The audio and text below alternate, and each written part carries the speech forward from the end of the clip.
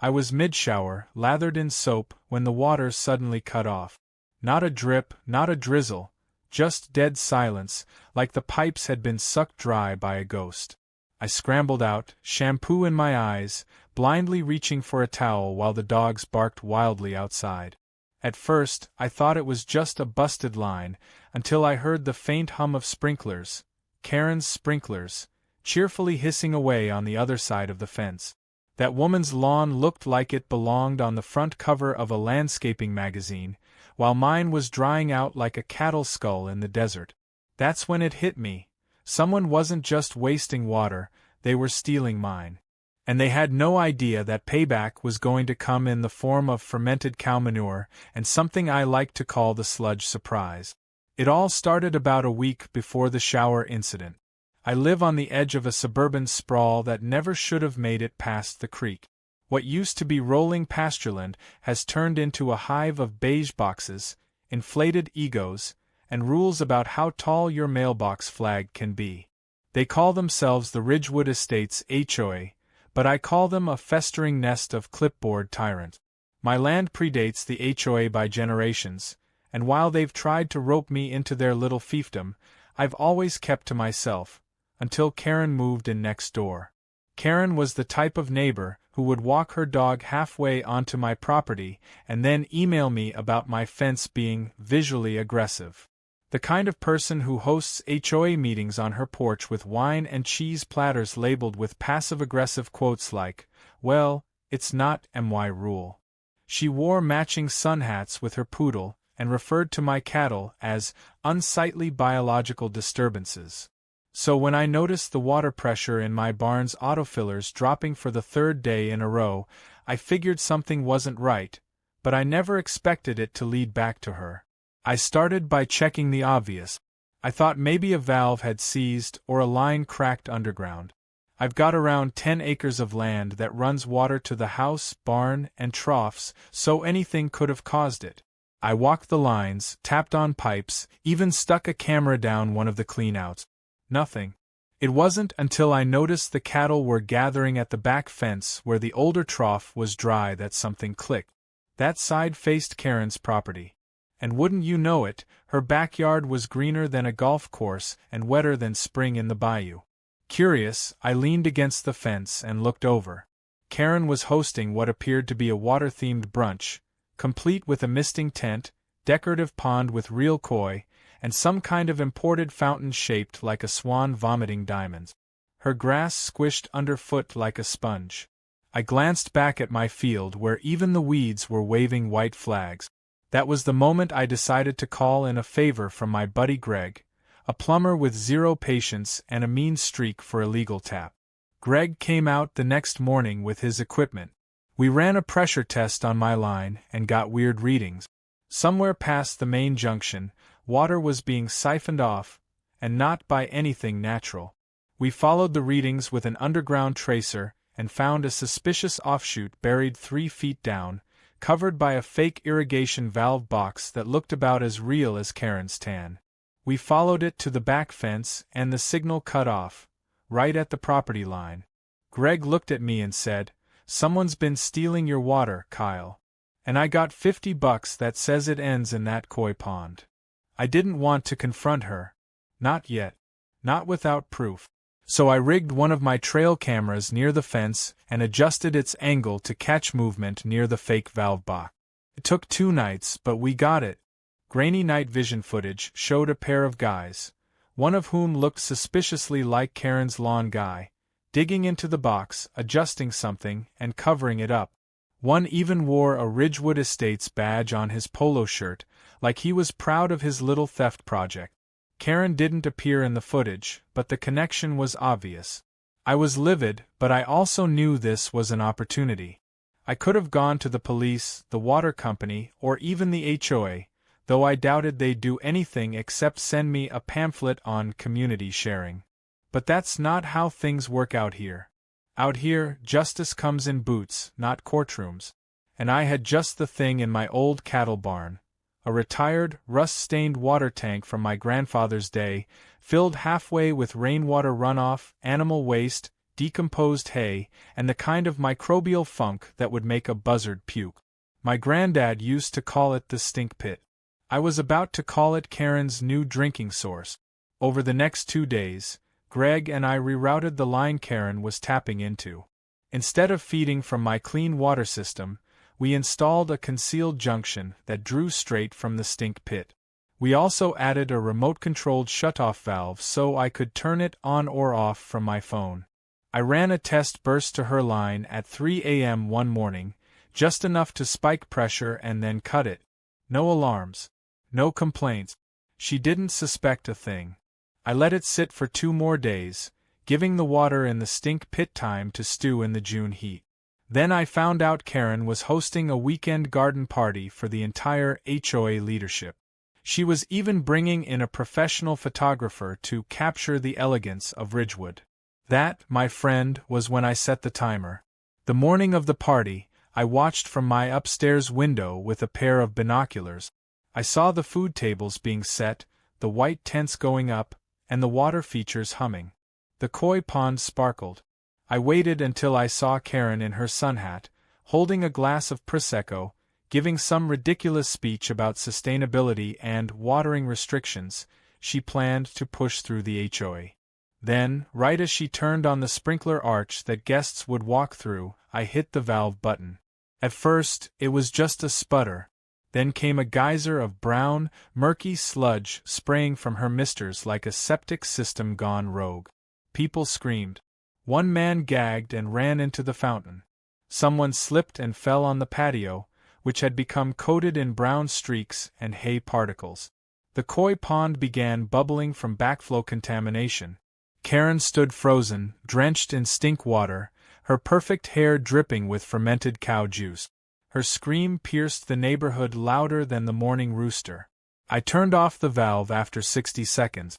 That's all it took to destroy her landscaping, ruin her party, and set in motion a chain of events that would end with Karen in court, the HOA in chaos, and my property shining clean and victorious. But for now, I sat back, sipping a cold beer, watching the disaster unfold like the best reality show money couldn't buy. And I knew this was just the beginning. The morning after Karen's party looked like a chemical spill cleanup operation. There were vans from emergency plumbing services, 2 different landscapers, and even a truck that specialized in koi pond rehabilitation, which I didn't even know was a thing. I woke up early just to sit on my porch with a mug of black coffee and watch the circus unfold. From across the property line, I could hear shouting, the whining of power washers, and what sounded suspiciously like gagging. Karen's once pristine lawn now looked like someone tried to pressure wash a compost bin and gave up halfway. The only thing missing was yellow caution tape and a biohazard sign. And to think, it all came from my old cattle tank, the same one Grandpa used to complain about draining once a year. Now it had served a far nobler cause. But I wasn't done yet. That was just the warning shot. Karen had no clue the sludge came from me. That was the beauty of it. She had illegally tapped my line, and all I had done was reroute what she was stealing. I hadn't trespassed, hadn't touched a single piece of her equipment. As far as I was concerned, she was just drinking the consequences of her own theft. But knowing Karen, she wouldn't take this sitting down. She might have been humiliated in front of her precious HOA council, but people like her always bounce back with righteous fury, especially when they think they're the victim. I knew she'd try something, and I had to be 2 steps ahead. First thing I did was inspect the rerouted line. Greg and I made sure the valve was sealed off again, so no more sludge would flow unless I reopened it. I didn't want to risk the entire tank draining or her somehow catching on too early. Then, I installed a backup trail cam inside a hollow fence post that had a direct view of the stolen tap. That way, if she tried to investigate or remove it, I'd have fresh footage. Sure enough, 2 days later, around midnight, I caught movement on the cam. It was the same crew from before, Karen's mystery plumbers. They popped open the valve box and stood around for a good 10 minutes, shining flashlights and muttering. From what the mic picked up, One of them kept saying something about the water being contaminated, and another mentioned the connection didn't look legit anymore. One even asked, "Are you sure this is still pulling from his line?" But no one dared say Karen's name. They eventually left without touching anything, clearly spooked, but I knew that wouldn't be the end of it. Karen was quiet for a few days after that. No brunches, no newsletters shoved into mailboxes, no HOA group texts about grass length. It was like she'd gone underground, which worried me more than if she was out yelling. I figured she was regrouping, maybe trying to figure out how to spin this, and then, like a bat out of hell, she resurfaced with what could only be described as a declaration of war. A bright red notice showed up taped to my mailbox post, complete with the HOA letterhead, demanding a formal meeting to address ongoing harassment, water misuse, and unneighborly conduct. It was so absurd I laughed out loud. Harassment? She had literally hooked her pipes to my property, stolen my water, and then got a taste of barn juice because of her own greed. And now she wanted to accuse me? I didn't respond directly. Instead, I drafted an anonymous letter, attached screenshots from the trail cam, and slipped them under the door of Harold Jensen, the HOA vice president and one of Karen's more sensible enemies on the board. I didn't have to wait long. Harold called a special HOA meeting the following week. I wasn't invited, naturally, but from what my buddy Jacob told me, things got heated fast. Apparently, Karen tried to play victim, claiming her water issues came from faulty city lines and accusing me of farm-scale sabotage. She even waved around a sample of brown sludge in a mason jar as evidence of environmental threats on my side of the fence. But Harold, bless him, had received my anonymous package and came prepared. He presented the photos of her plumber crew and asked point-blank how she explained the unauthorized T-joint connecting to my water line. Karen reportedly went white as a sheet. According to Jacob, the meeting devolved into shouting. A few of the other board members started questioning Karen's judgment. One woman demanded a full audit of her actions as water chair. Another suggested they temporarily suspend her HOA authority until the matter was resolved. Karen, of course, stormed out, but not before threatening to call in county code enforcement and report the ranch for unsanitary conditions. Classic Karen, caught red-handed and still thinking she could win through volume and tantrums. As expected, the next day, a county code inspector showed up on my property. I was ready.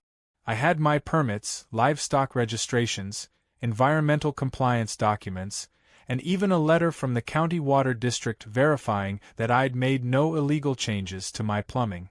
The inspector walked around, took some pictures of my setup, sniffed near the tank and grimaced, then thanked me for my cooperation.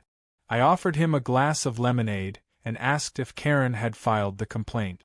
He didn't answer, but the look on his face said everything I needed to know. Still, I wanted more than just survival. I wanted the truth to come out. I wanted everyone in the community to know what Karen had done, how far she'd gone, and just how ridiculous she looked pointing fingers with cow goo still under her nails. That's when Greg suggested something brilliant. We had enough footage, enough documentation, and enough witnesses to put together a neat little timeline. So we started working on a digital file. Not for social media yet, but for something more precise. A direct email dropped to every HOA member, anonymously of course, explaining everything. We called it Karen's Water Chronicles. The file included timestamps, night vision photos, audio clips, and even a close-up of the illegal valve with a plumber's gloved hand turning it on. At the end, we attached a very polite note. For your awareness, as we consider possible legal remedies, please verify your HOA's knowledge or involvement. We sent it through a burner account. The result was immediate. Within 24 hours, Karen had 3 HOA members banging on her door. 2 more demanded a vote to formally remove her from the water committee. One of them, a newer resident named Priya, even contacted me and apologized for any stress the HOA may have caused. That's when I knew Karen's support base was crumbling. But she wasn't done yet. The very next morning, I found a warning letter pinned to my front gate with a steak knife. A literal knife. It read, "We know what you did. This isn't over." No signature, but it reeked of Karen's desperation. The handwriting was trying too hard to be generic, like it had been traced from a magazine. I laughed out loud and saved the note in a Ziploc bag. This was better than television. Then, right on schedule, she made her boldest move yet. She filed a formal complaint with the county court accusing me of deliberate contamination, harassment, and vandalism. She attached photos of her ruined lawn, a destroyed water filter, and a very dramatic close-up of her koi pond, now tragically empty. The suit demanded compensation, a public apology, and a restraining order. I couldn't believe my eyes. Karen had actually opened the gates to a legal battle, without realizing that I had every weapon I'd need to blow her story apart in. The moment Karen filed her official complaint in county court, I knew we had crossed the threshold. This wasn't just a neighborly feud anymore, it was war. And while she had lawyers and HOA titles and a backyard koi graveyard, I had truth, evidence, and a cousin who could out-argue a tornado. Ray didn't hesitate. The second I forwarded her Karen's complaint and the folder Greg and I had compiled with all the evidence, she called me with a laugh that could cut steel. She told me not to worry, that this was going to be a textbook takedown of a liar who had gotten too confident and too sloppy. Before the court date, Ray had me gather affidavits from Greg and the irrigation specialist who had initially found the illegal tap. She also got statements from Harold and 2 other HOA members who confirmed Karen had taken control of the water conservation initiative without a proper vote and had repeatedly pressured them to look the other way regarding her home upgrades. Meanwhile, Karen had doubled down. She plastered the neighborhood with flyers calling for community protection and warning residents about dangerous rural contaminants from my ranch. Her flyers had stock images of brown sludge and cows looking vaguely sinister. Some of the new residents actually believed her for about 5 minutes, until they checked their inboxes and found the digital dossier we had previously sent. But Karen was nothing if not persistent. A few days before the court hearing, she hosted a bizarre community cleanse event in her front yard, trying to rebrand herself as some sort of suburban eco-warrior who was taking a stand against agricultural pollution. She had a hired speaker, some cheap banners, and even gave out branded water bottles that said "Purity over Poison." I wasn't surprised when one of her misters malfunctioned and sprayed a guest with water that still smelled vaguely like cow fermentation. Apparently, she hadn't replaced all the affected plumbing. She just tried to bleach it and hope for the best. People started leaving that event quicker than they arrived, and someone posted about it on the community Facebook group with a caption that read, "Karen's Water Crisis Part 2, now with free tetanus." The day of the court hearing was warm and dry, just the kind of weather Karen hated because it made her lawn look less than photoshoot ready. Ray and I arrived early, with 2 folders packed with evidence, while Karen showed up in full performance mode. She wore a white blouse with pearl buttons, carried a binder that said "Justice for Homeowners," and had 2 lawyers flanking her like she was about to sue the governor. I stayed silent while Ray took the lead. She didn't even glance at Karen during the preliminary proceedings. She simply laid out the timeline, one step at a time, with the photos, video clips, and signed plumber statements projected on the courtroom monitor. When the footage played showing Karen's workers hooking into my line, the room went completely silent. You could have heard a mosquito burp. One of her lawyers leaned forward and whispered something to her, probably asking if this was real. Karen sat stone-faced, pretending like none of it mattered. Ray then read the statement from the inspector who had visited both properties and confirmed my water systems were legally compliant and hers were not. Then came the mic recording, where one of Karen's contractors mentioned, "Karen told us to dig in at night." That clip hit like a hammer. Karen's legal team scrambled. They shifted their argument to say it was all a misunderstanding, that Karen believed the water line was part of a shared utility easement, and that any damage from the sludge was a separate act of malicious retaliation. That's when Ray delivered the finishing blow. The evidence showing the sludge didn't come from my main system at all, but from a completely separate tank never connected to household plumbing. She explained that Karen had rerouted water into her own house from a line that had no official permit or inspection and therefore assumed all liability for what came through. In short, Ray said, Karen stole water and then got mad when the faucet turned nasty. The judge leaned back in his chair, rubbed his forehead, and asked Karen directly if she had authorized her workers to connect to my water source. She hesitated, stumbled, then said she didn't remember the specifics. That was enough.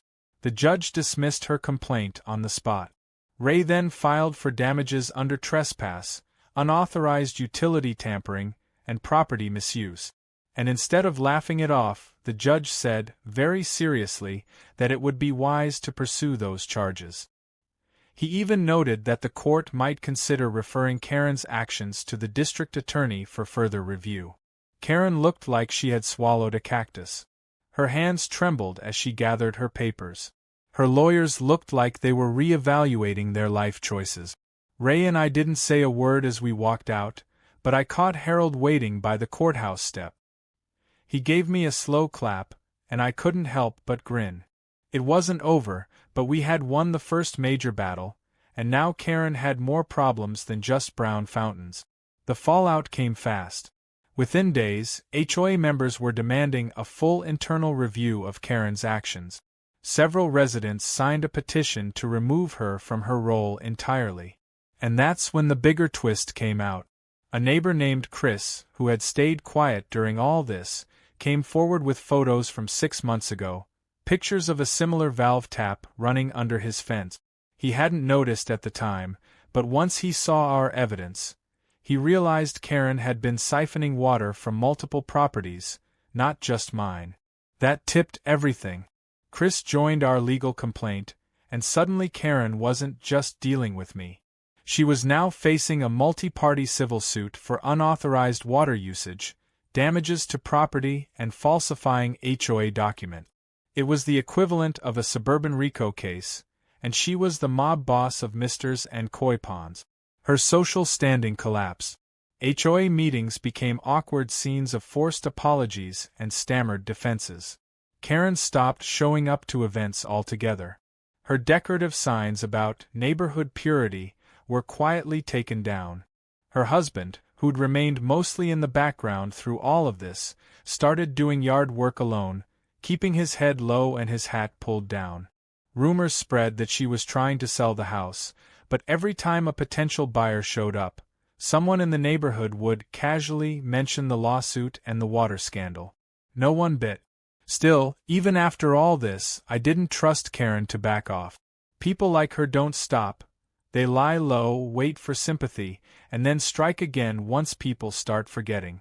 That's why I had Greg install a second camera system with live alert. I even upgraded the cattle tank with a new steel cap and digital lock. Not because I planned to use it again, but because it felt right, like keeping a sword on the mantle after winning a battle. And then, just as I thought it was settling down, the last surprise hit. An anonymous tip showed up at the county office. Someone claiming that my tank violated environmental storage laws, that I had been deliberately maintaining a health hazard. It was clearly a last-ditch shot from Karen or someone acting on her behalf. The inspector showed up unannounced, clipboard in hand, but once again, I was ready. I walked him through the setup, showed him the tank's sealed and labeled condition, the updated. When the judge greenlit our counter-lawsuit, I knew Karen's carefully manicured world was about to unravel like a ribbon yanked from a fake designer handbag.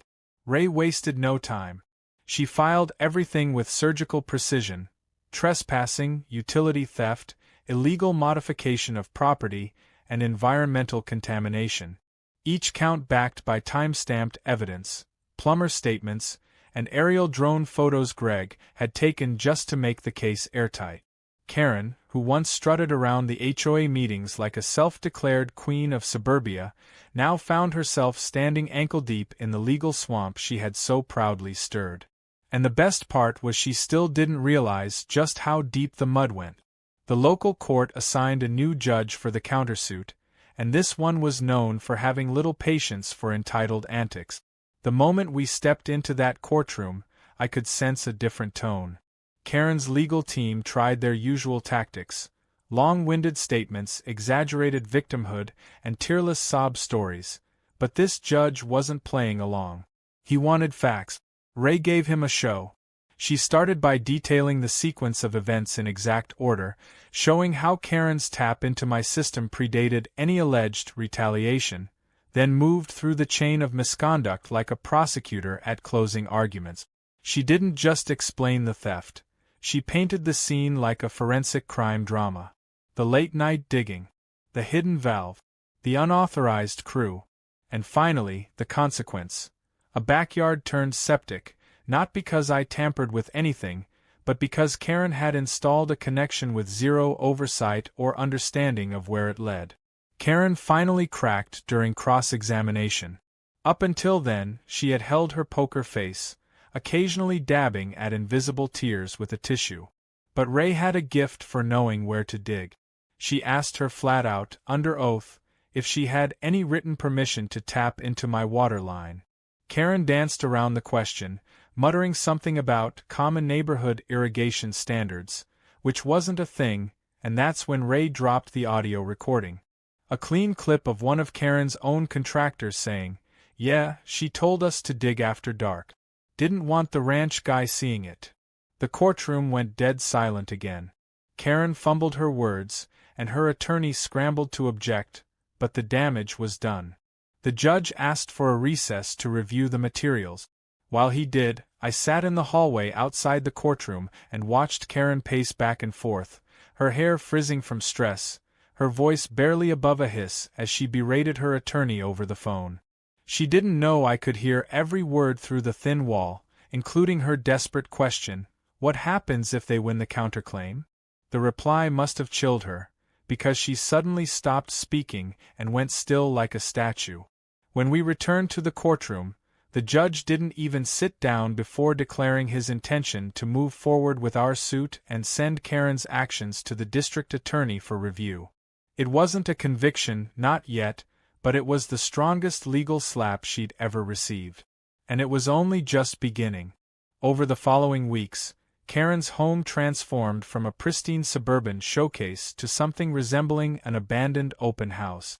The fountain was drained, the flowers wilted, and a foreclosure sign, although premature, kept getting knocked over and then mysteriously reappearing. I later found out that multiple liens had been placed against her property to secure coverage for potential court-awarded damages. One of the lien holders? Chris, the neighbor she also tried to steal water from. He wasn't nearly as polite as me. Word had it, he'd started charging HOA board members to view the footage of Karen's pipe being cut and replaced with sludge. But Karen wasn't done throwing punches. Desperate people make stupid decisions, and sure enough, she tried to retaliate again. This time by sending in a so-called independent inspector to my ranch, claiming anonymous tips had come in regarding illegal livestock waste dumping. Problem was, the inspector she hired wasn't actually from the county. He was from a private regulatory services group that had no legal jurisdiction. I greeted him politely, asked for identification, and when he couldn't provide any government-issued credentials, I informed him that he was trespassing and would need to leave immediately. The guy looked nervous, like he didn't expect a country boy to know his rights. I walked him off the property and called the sheriff. Karen had sent a civilian with a clipboard into a restricted agricultural area and possibly violated impersonation laws. Now she was under investigation. Around this time, Karen's story made it to a local podcast that covered wild HOA dispute. The episode title was simple, The Water Thief of Ridgewood. It featured voice clips from the court, the audio of her contractor's confession, and even a dramatic reading of her original complaint against me. It went mildly viral in the area. People started driving by her house just to see it. Someone even left a package of rubber koi fish in her mailbox, which prompted her to call the police, who, once they arrived, rolled their eyes and told her to calm down. I heard she cried on her front lawn and refused to go back inside until sunset. Meanwhile, the HOA finally held a formal vote to remove Karen from her committee position. The tally wasn't even close. Nearly every homeowner who hadn't already sided with her had seen the evidence. Harold personally delivered her removal letter with a bouquet of wilted roses and a note that read, "May your faucets run clean elsewhere." Karen didn't take it well. She threw the bouquet at his car and screamed something about rural conspiracy. A few people captured the moment on their phones. The video was short, but the caption, "Karen loses her throne," was enough to send it bouncing around the local Facebook groups like wildfire. But even stripped of her title, Karen tried to salvage something. She called a press conference in her driveway. No one asked her to. She just set up a table, printed out homemade signs that read things like, "Justice for the modern suburban woman," and "Stop sludge crimes," and tried to deliver a speech. Only a handful of people showed up, mostly out of curiosity. Her speech was riddled with vague accusations, dramatic pauses, and declarations of innocence that didn't match the timeline or evidence. The local reporter didn't even bother running the full story. Instead, the news segment focused on the fact that midway through her speech, a sprinkler head behind her sputtered and shot out a cloud of brown water, left over from the initial incident. It was like the universe itself was tired of her drama. Then came the court's final ruling. After reviewing the full counterclaim, the judge awarded me financial compensation for the cost of restoring my plumbing infrastructure, camera systems, and legal fees. He also approved a restraining order barring Karen or her agents from entering my property or initiating any further inspections, contact, or civil action without review. Her house, now burdened with legal trouble and community scorn, was quietly listed online under a generic agency name with no mention of its infamous past. But the neighbors knew. Everyone knew. The last chapter of Karen's chaotic reign wasn't written in court documents or HOA meeting minutes. It was carved slowly, one quiet embarrassment at a time, into the daily rhythm of the neighborhood she once tried to rule. After the final ruling, Karen didn't show her face for nearly 2 weeks. Her house, once the crown jewel of Ridgewood Estates, sat behind drawn blinds and overgrown hedges. The infamous koi pond was now an empty crater, the water features dismantled, and her pristine lawn had browned under the summer heat. Without stolen water to keep up the illusion, her kingdom quite literally dried out. I didn't go out of my way to gloat. In fact, most of my time was spent getting back to normal. The cattle tank was flushed and sealed for good, the barn's water pressure stabilized, and for the first time in months, I didn't have to monitor trail cams every night. The cows were happy, the troughs were full, and the strange tension that had lingered over the back fence seemed to lift. But even in peace, the story wouldn't die. People still talked about it. New neighbors would walk by and ask if this was the house from that water war Reddit thread. Someone even tried to buy the tank plaque Greg and I made as a souvenir. I declined, of course. It wasn't about the tank anymore. It was about what it represented. Karen's departure came not with an explosion but with a moving truck. One morning, just after sunrise, a bright yellow box truck pulled into her driveway. A few workers started hauling out furniture. There were no neighbors waving goodbye. No farewell parties. Just silence. I watched from a distance, sipping coffee as the pieces of her artificial paradise were packed away one by one.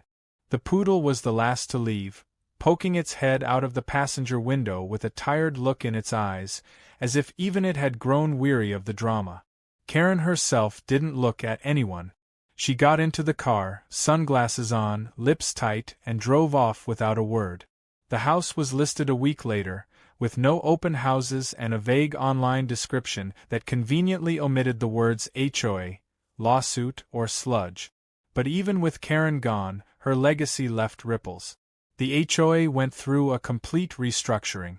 Harold, now serving as acting president, pushed through several reforms, one of which banned unauthorized landscaping modifications without city permit.